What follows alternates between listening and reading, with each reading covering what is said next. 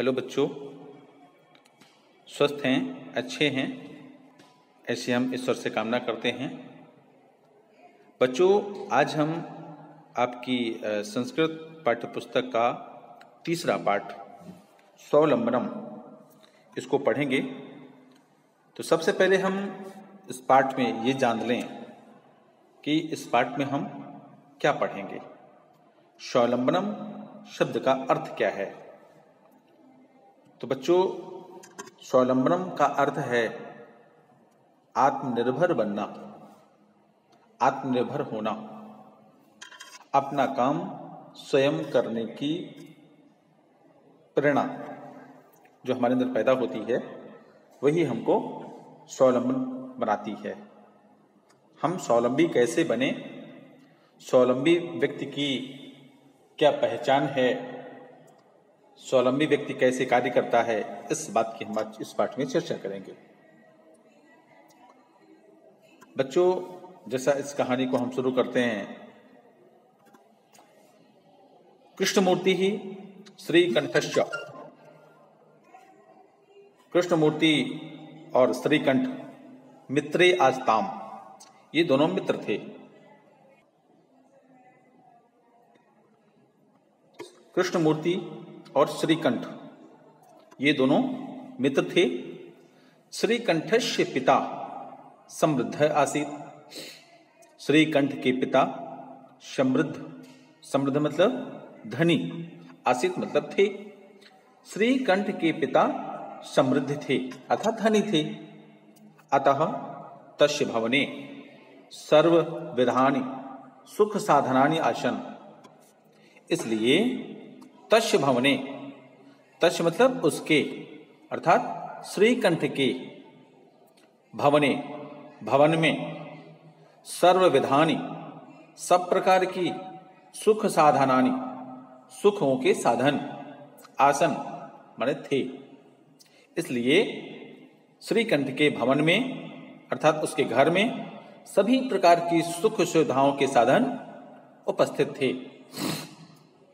तस्मिन् विशाले भवने, उसके विशाल भवन में ४४ स्तंभाः आसन, उसके बहुत बड़े घर में 40 स्तंभाः खंभे, आसन मीन्स थे।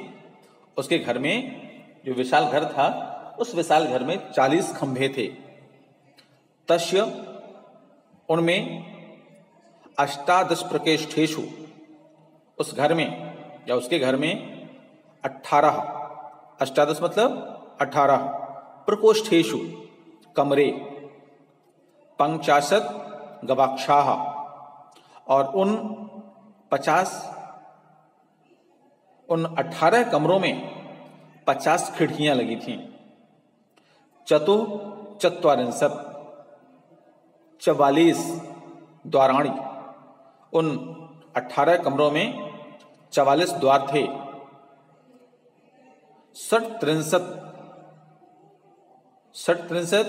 36 विद्युत व्यजनानि, बिजली के पंखे, विद्युत मतलब बिजली, व्यजनानि मतलब पंखे, और उन कमरों में 36 बिजली के पंखे लगे थे। तत्र 10 सेवकाः, उसके घर में 10 सेवक, काम करने वाले, निरंतरम कार्यम कुर्वन्ते स्म, बराबर निरंतर कार्य करते रहते थे। परम, लेकिन कृष्णमूर्तेः पिता माता च निर्धनौ कृषक दंपति, लेकिन जो दूसरा मित्र था कृष्णमूर्ति, उसके माता पिता निर्धन और कृषक थे। उसके माता पिता किसानी का काम करते थे, किसान का कार्य करते थे और निर्धन भी थे। तस्य गृहम् आडंबर विहीनम साधारणम च आसीत, उसका घर, तस्य मतलब उसका, गृह मतलब घर, उसका घर आडंबर विहीन, दिखावे के बगैर, उसके घर में कोई दिखावे का सामान नहीं था। जिससे जीवन यापन हो जाए वैसी ही कुछ वस्तुएं उसके घर में थीं। साधारणम च आसीत, उसका घर आडंबर से विहीन और साधारण था। एकदा एक बार श्रीकंठ तेन सह, उसके साथ प्रातः 9 वादने, सुबह सुबह 9 बजे, तस्य गृहम अगच्छत। एक बार जो कृष्णमूर्ति था उसका मित्र श्रीकंठ उसके साथ सुबह 9 बजे उसके घर आया।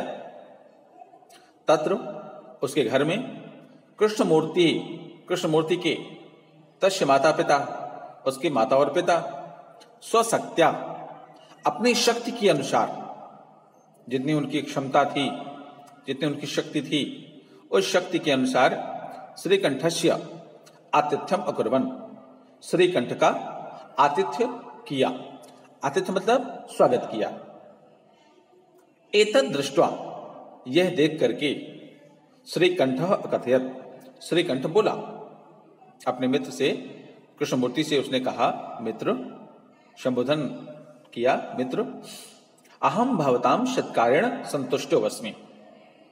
हे मित्रों, मैं तुम्हारे सत्कार से अर्थात स्वागत से संतुष्टो अस्मि, मैं खुश हूं।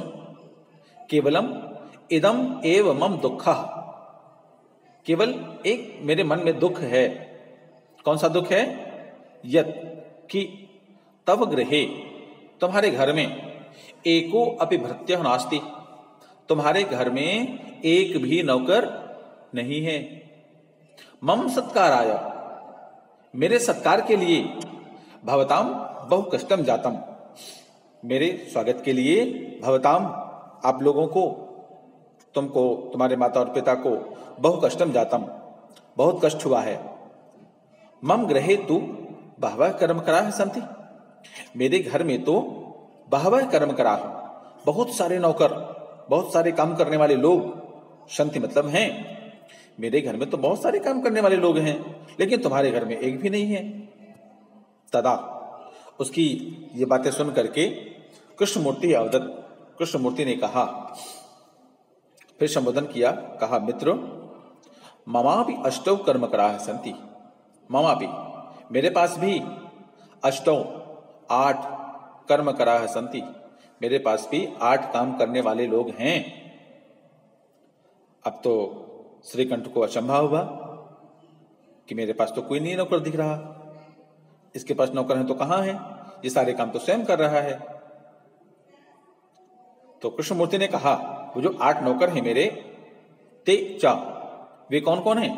2 पादौ, 2 पैर, 2 हस्तौ, 2 हाथ, 2 नेत्रे, 2 आंखें, और 2 श्रोत्रे, 2 कान। ये मेरे जो 8 नौकर हैं, 2 हाथ, 2 पैर, 2 आंखें और 2 कान, ये मेरे 8 नौकर हैं।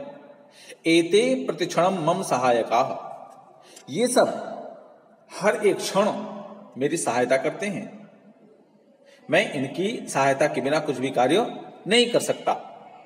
किंतु तव भृत्याः, लेकिन जो मेरे नौकर हैं, ये मेरे पास हर क्षण हर पल 24 घंटे रहते हैं, मेरी सहायता करते हैं।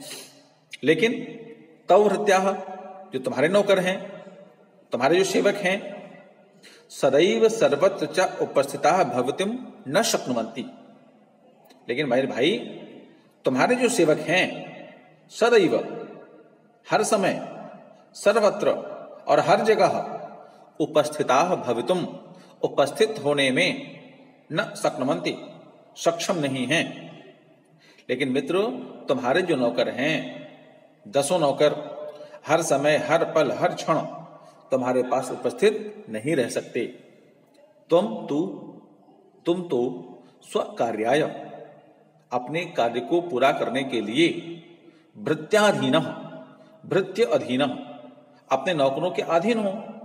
तुम्हें अगर छोटा सा भी कार्य करना है तो तुम अपने सेवकों के अधीन हो, वो नहीं करेंगे तुम्हारा काम नहीं होगा। यदा यदा ते अनुपस्थिताः, जब जब वे अनुपस्थित होते हैं, अर्थात बीमार पड़ते हैं, अपने घर छुट्टी पे चले जाते हैं, तदा तदा, तब तब, त्वम कष्टम अनुभवसि, तब तब तुमको कष्ट का अनुभव होता है। हमें अगर सेवकों से, अपने नौकरों से काम करवाने की आदत पड़ गई है तो उनकी उपस्थिति में हमें कार्य करना पड़ जाए तो हमको तकलीफ होती है। स्वावलंबन में तो सर्वदा सुखम एव, अपना कार्य स्वयं करने में तो सर्वदा सुखम एव, हमेशा सुख ही है। ए मेरे मित्रों, अपना काम स्वयं कर लो, स्वावलंबी बन जाओ। तो स्वावलंबी बनने से ज्यादा सुखी कुछ भी नहीं है। न कदापि कष्टम भवति, और कभी भी कोई कष्ट भी नहीं होता, एक फायदा भी होता है। स्वावलंबी हो जाओ तो दुख तो होगा ही नहीं, सुख ही मिलेगा। श्रीकंठ अवदत्, श्रीकंठ बोला, मित्र, हे मेरे मित्र, हे दोस्त, तव वचनानि श्रुत्वा, तुम्हारी बातें सुन करके, मम मनसि, मेरा मन, महती प्रसन्नता जाता, मेरे मन में बहुत प्रसन्नता हुई है। तुम्हारी बातें मुझे अच्छी लगी, मेरे मन को बहुत खुशी मिली है। अधुना, आज से, अहमपि, मैं भी, स्वकार्याणि, अपने कार्यों को स्वयं ही कर्तुम इच्छामि, करूंगा। आज के बाद से मैं अपने काम स्वयं ही करूंगा।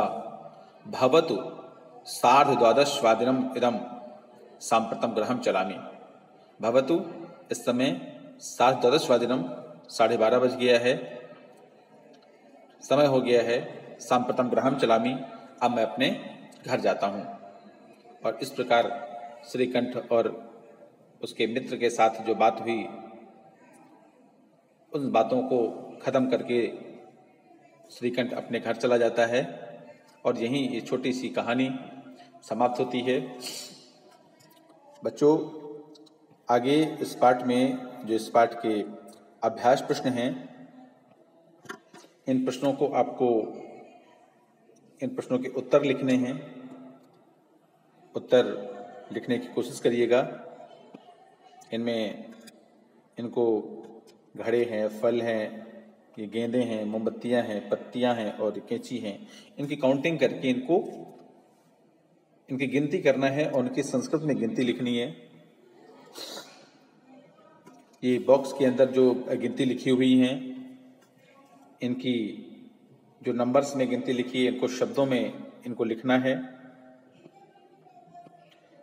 चित्रं दृष्ट्वा मंजूषातः पदान् च प्रयुज्य वाक्यान् रचयेत्, चित्र को देखना है और इस बॉक्स में लिखे हुए शब्दों की सहायता से 3 वाक्यों की रचना करनी है। ये समय, अंकों में समय लिखा है, इनको शब्दों में लिखना है। जहां अतिरिक्त स्थानों की पूर्ति करनी है, इस बॉक्स में शब्द लिखे हुए हैं, इन्हीं शब्दों की सहायता से ये भरने हैं।